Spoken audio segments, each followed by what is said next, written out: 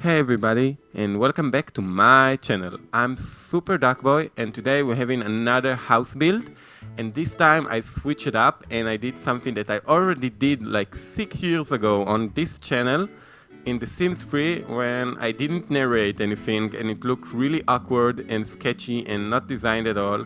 If you want to go check it, it's called the Piet Mondrian inspired house, and I revisited this project. This time I made it a little bit more designed. As per usual, the other one was just a bunch of random colors in a square house. Don't look it. Just don't. It's awkward and doesn't look any good, but it's okay. We're moving on. Everybody have mistakes in their life, don't they?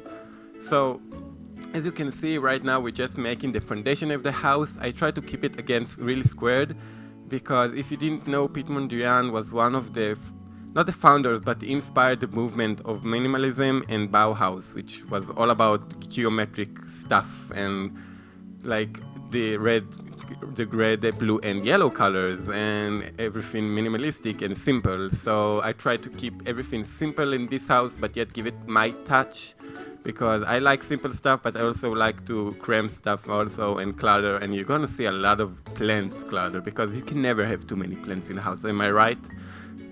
Anyways, we're about to finish the outside, and again, because I really hate making the painting of the house because I go through a lot and I like second guess myself a lot. So you're gonna see a magic of editing soon. It's basically you're gonna see the house white and then you're gonna see the house white with a bit of red colors and blue colors. It's a magic, I'm telling you, magic tricks over here in this channel. Bam, you see that? These are magics. Anyways, right now we're moving on to the doors and windows and all that fun stuff, and I want to make it with big walls of windows because it's a modern house and a modern build, and it's Newcrest and they have beautiful views where I place this house. I mean, they have a lake over there. Don't you want a house watching the lake every day? I wanted a house like this when I was young. Still want one like this, but I like to live in the city, so I don't want a house like this right now. And more windows and windows and windows, and windows are like colors for me. I second guess myself every time I place a window. I don't like this window over there, and you will see that I will change them during the build. And we move into the interior, and this time I thought I'm going to have fun time doing the interior because I actually planned this on a piece of paper before building this house, but I was so wrong because when I started building this house, I immediately was, no, I wanted this like this and this and this, and then everything just went wrong. Everything went wrong, but it's okay. Eventually it looked fabulous in the end. And right now we're about to finish, I think. Yeah, maybe it wasn't that. Maybe it's because it's super sped up because I remember it being so much painful to do this interior. Anyways, and yeah, I'm guessing it ended up being three bedrooms, one workspace, and each bedroom also has its own bathroom. So I think it was a pretty good indoor planning. Not bad for a fashion student. And yes, for everybody who doesn't know, I am a fashion student, and this is why I like doing stuff like this because I get inspired from a lot of different artists and designers and whatnot. Even like streetwear, like in Japan, there are juku girls with the crazy stuff in their hair. I mean, this is so crazy. You just look at it and you feel inspired. You just want to wear shit like this every day, and then you remind yourself that you don't live in Japan, and people would look at you like, who's that crazy guy walking around with a bunch of hair clips in different colors and stuff like that. Anyways, I'm drifting on. So I like to do it, and I think it's a nice way to find yourself inspiration when you're doing stuff. Just found something you really like if there's an artist you really like, or if there's, I don't know, even a musician that you really like, try to look at him, analyze him, and see what you like about him, and then try to implement that in your design, whether you're building a Sims house or whether you're a graphic designer, illustrator, anything like that. Just get inspired. I mean, there's inspiration all around us every day. Just open your eyes to it. And I know it sounds a bit cliche when I'm saying it like this, but it's really like that. The everyday boring stuff eventually is what's the best next design, and you don't even know about it. And right now, when I was babbling on that, we're building the kitchen over here, and it's a really simple kitchen. Again, you're going to see a lot of like, not like industrial, but very geometric and harsh lines in the build. And I counter that with a lot of greenery and like popping color, because again, the green, blue, and yellow colors. And I really wanted to play with it in this build, and I also added this pillar, which gave me a lot of bad time, because every time I tried to place it, I was like, no, it's too narrow over there, no, it's too close over there. And eventually I think I figured it out, and it looked pretty good. Yeah, right now I think, no, not yet. Oh, I think we did it, guys. And again, now we put in the greenery, and this is the trick that I learned again from the SIMS Supply. You should really check his videos and his tutorials. They're amazing. If you don't ever play the Sim 4 and you want to know how to make cool stuff in your build, go check his videos. Anyway, so what you see me doing with the plant was pressing Control 9, and it's just shove things up, and I'm doing it over here on the counters and everything as well, because then you can place everything everywhere you want. It's like if you want to place a candle floating in mid-air, spoiler, if you want to do like Harry Potter build, you can do it now. You can do floating candles like in the Harry Potter movie, which is amazing, you know. Oh, and this is what I really like about this kitchen. I found these pipes. I don't remember in which menu of the game, but it was like so cool, and you can change their color to yellow. I mean, it's like meant to be. Just look at it over there, and I really, like I hated the kitchen until I added these pipes, and then I was like, fabulous. Don't touch anything. This is the pipe you need in this kitchen. If you hate your kitchen at home, install a pipe. I mean, this is the solution to everything, you guys. Do it right now. Leave this video, go out and buy yourself a pipe. You will need this pipe in your kitchen.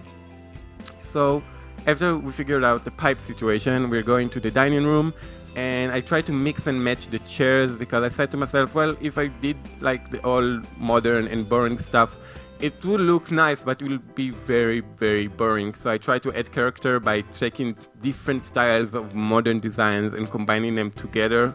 I know it's not like the Piet Mondrian. I mean, there's yellow and red over there in the chairs. You can argue that this is enough, but for me, it's not enough, I think. So I try to, maybe it is, I don't know. I try to keep it modern, give it a twist, make it interesting on the eye, and yet keep it very simple and with clean lines to don't stray away too much from my inspiration. I think in the end I did stray from the inspiration, but when you say Piet Mondrian and you look at his house, you immediately recognize the inspiration in it. And I think this is a good way to approach your inspiration. There's many different ways, and none of them is the correct way. Every way works with the same thing, how you work it out. I mean, like you can take a very boring way to use inspiration, and if you use it correctly and make it your own, it will be good. It doesn't mean, there's no good way or bad way, and keep it in mind when you're doing stuff in your real life. Don't look at somebody else and say to yourself, well, you're doing it this way, and I think it's the right way, and I'm not doing it. Don't do it. Don't do it to yourself. You're doing stuff in the right way. Just believe in yourself and stay honest to yourself, and eventually you will see that everything you do is for the better. So this is what I did with this build, and usually what I do with my inspiration. I stray away from them, but again, the design speak for itself mostly, because eventually I go on to the teacher panel with this piece of garment that is super over the top and super artsy, and they're like, well, we see the inspiration and it's work. So I'm like, yeah, I did my job. Thank you. So again, there's no good way. Remember that yourself every day, because there's people who are going to give themselves harsh, really bad critic and saying to themselves, well, I'm not doing this the right way. Maybe if I do it this way, like he does it, it will be better. And no, you can check this way and see if it works better for you. Again, just check stuff until you see what works for you. There's no need to be afraid. And this is what's going to push you through your design in life. If there's anybody watching and wanting to be a designer or an artist or something like that, never doubt yourself. Like, you can review yourself and give yourself critique, but be honest with yourself. Don't be mean to yourself, because people tend to be mean to themselves because they think, well, if I'm not mean to myself, somebody else will do it. And no, like, stay true to yourself, and don't care too much about what other people say to yourself. If somebody's giving you a mean comment or being mean to you, don't listen to them. I mean, they probably want your design too, but they're trying to push you down or something like that. Or I don't know why they're mean to you, but it's not an honest review when somebody is mean to you. If you want an honest review, he will give it to you, and you will probably know what to take from this review further on in your life. And something that I discovered over here. Apparently, there's a dirty texture window in The Sims. I don't know why they did it, but they did. And the window looked great until I watched closely to them, and then I saw it's like little dust particles all over them. And I was like, what the hell? Sims, why do I need a dirty window texture? I mean, give me something useful. Like, give me more than one coat hanger. You know how long I searched for that coat hanger in the build menu? Years and years until I found one. So, Sims, up your game. I need more coat hangers, less dirty windows, please, because I don't need dirty windows. And right now, I think we're about to finish the first floor. And right about now, I was so tired of it. So, I just did the guest bathroom, which was really simple, nothing to it. And I moved to the second floor, and then I will come back to the first floor to finish it up. So yes, well, a very simple bathroom. Well, it's still modern, I think. Like, this is the most modern room in this house, even though like this entire build is supposed to be very modern. I don't know. I really don't know. This is what worked out. Anyways. Okay, so as I said, I don't remember. Sorry, I just when my cat really wanted to get out of the room, so I needed to stop and go let him out. And I lost my thinking strand. Oh yeah, I can talk about this. I tried to find this on the earlier build, I don't know if you remember, on the tiny house. And I remember that there's something like wall lights over here, like in The Sims 3, and I couldn't find them. And then I found them. I was so happy. It's apparently you can find them under the build menu of, I think, the creative stuff, something like that, where you can find like the dance floor, and apparently it's a dance floor, I think, or something like that, because it came with Get Together. Anyway, it's a great roof window, like roof light, excellent. And it's also the lighting in The Sims 4, I have to give it to them, they did a great job. Like in The Sims 3, it wasn't so fluid. If you put a lamp on the third floor, and then you wanted it to go down to the second floor through a hole in the ceiling or something like that, it wouldn't go there because it's like per floor or something like that. I don't know how they code the light over there. And over here, the light just flow from floor to floor and from ceiling and onwards. It's amazing. Like, the lighting is so real over here, and it really pops up the builds and make it look so much better.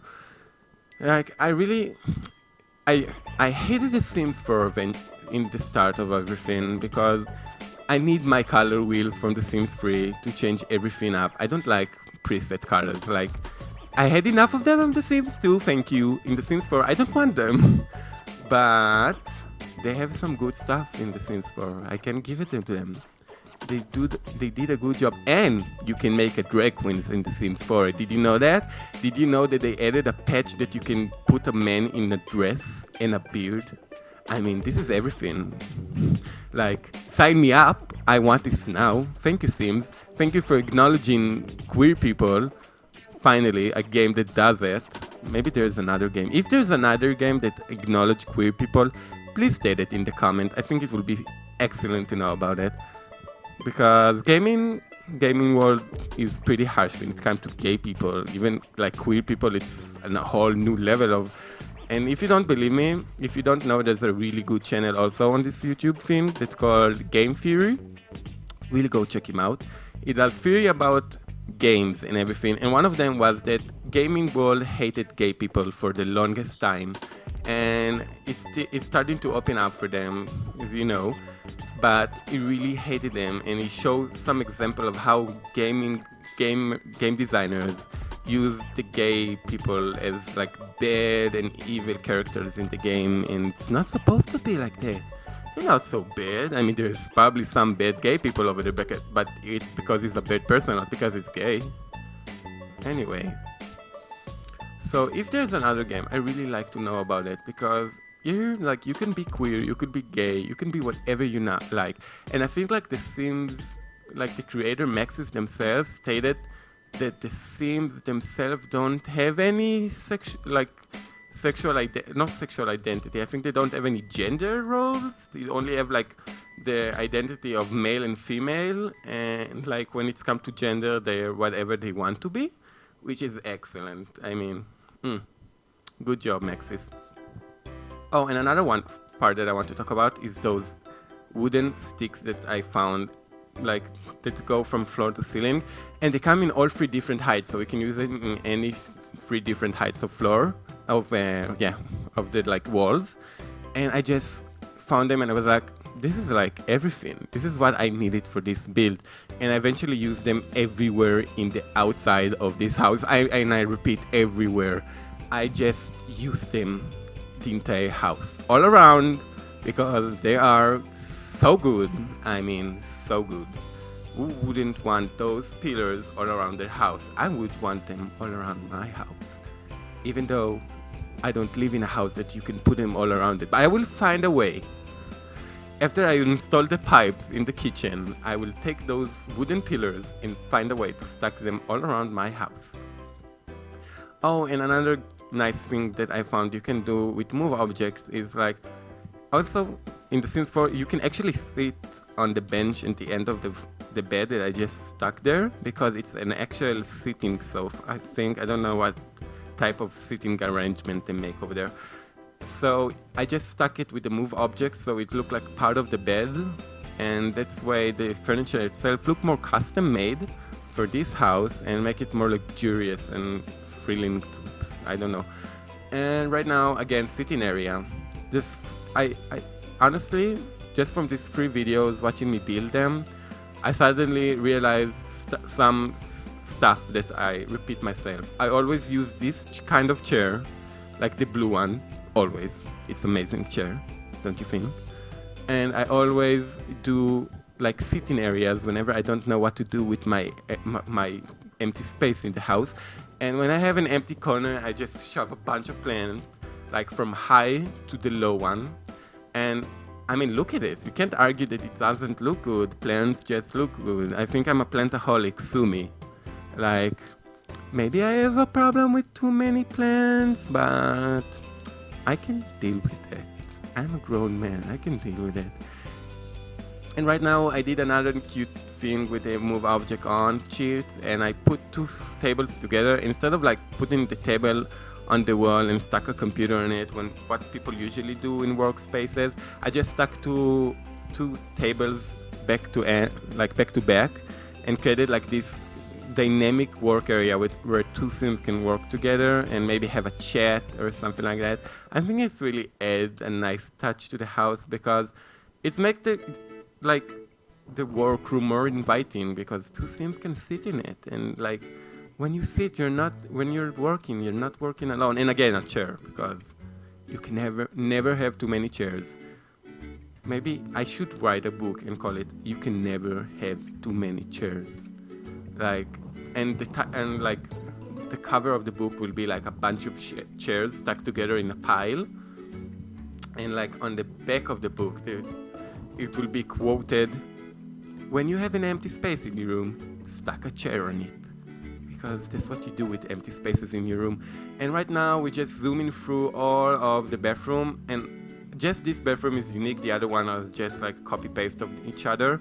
And what I did over here, I found this really good marble hand table, and I stuck it with the bathtub, again with the move objects on sheet, and it just looked like a built-in bathtub inside this niche with a shelf to put stuff on, with a little mirror. I really like this, what's going on over there. Like, I think it's quite a romantic scene to just go in a bathtub over there. And then just stuck a toilet and a sink and plants, of course, plants and everything else, as you're going to see right now. Oh, a nice fact about this building.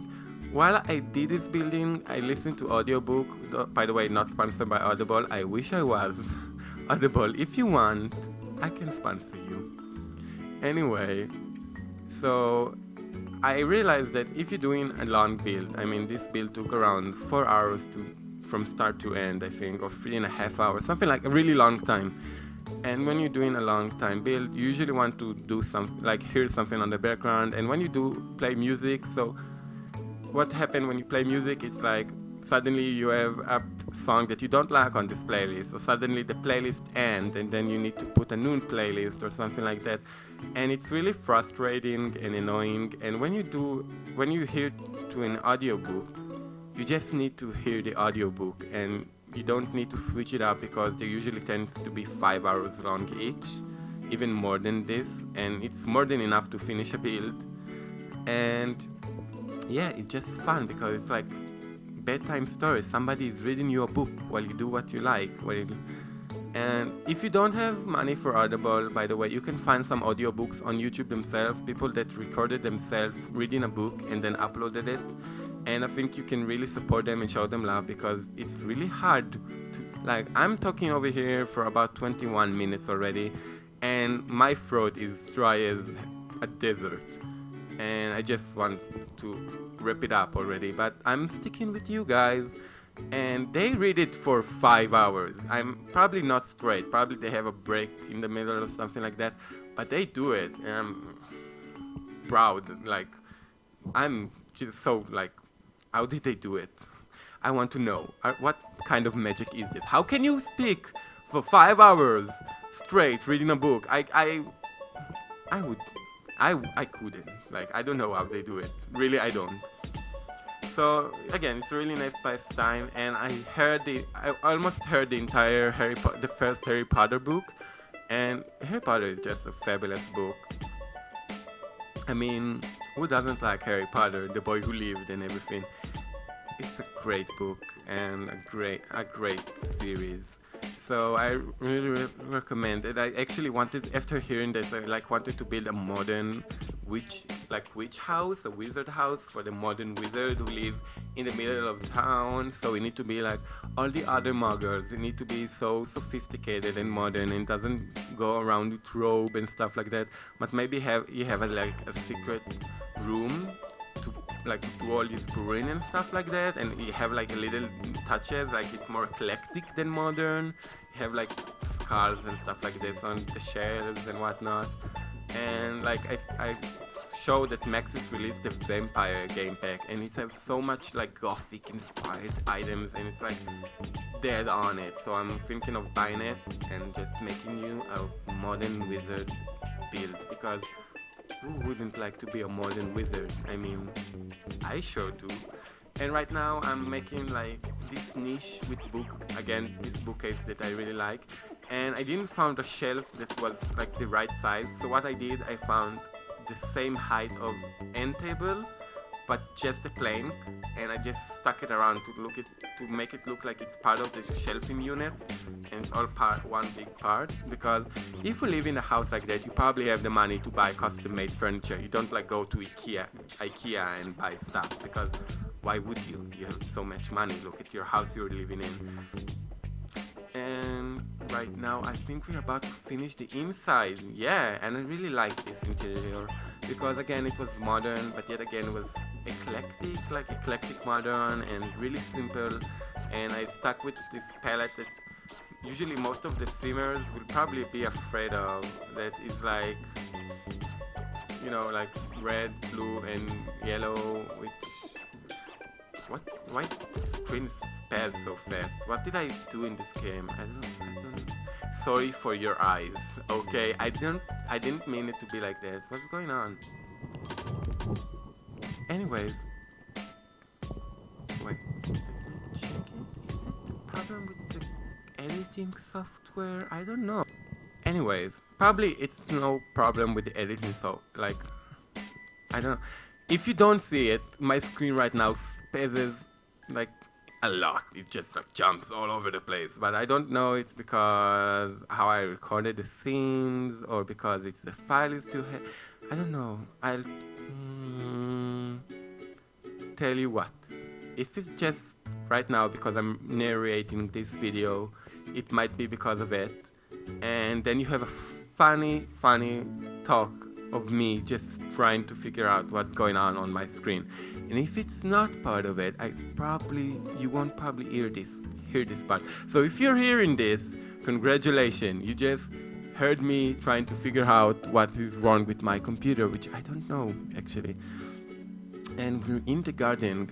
One of the best things I like to do in big Sims house is the garden. I mean, you can do so much stuff in the garden in the Sims. I mean, it should really be a garden simulator, if you know what I mean. Like, did you ever build a massive garden in your Sims house?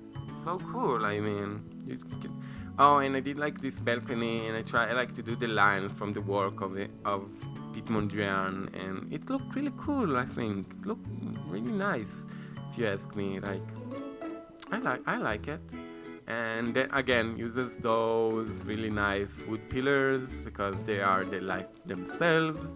And now again the wood pillars, and then I decided that I didn't want it like this because I'm going to add a pool over there, so I want the wall to like hide a little bit of the pool, so you know, when people walk by they won't see you swim in your pool. Even though it's the Sims, I think they don't mind it. It's like weird, like why don't you mind if like a stranger peeped into your, like a peeping Tom, like peep into your backyard, see you swimming, like yeah, go ahead, watch me swim, sir.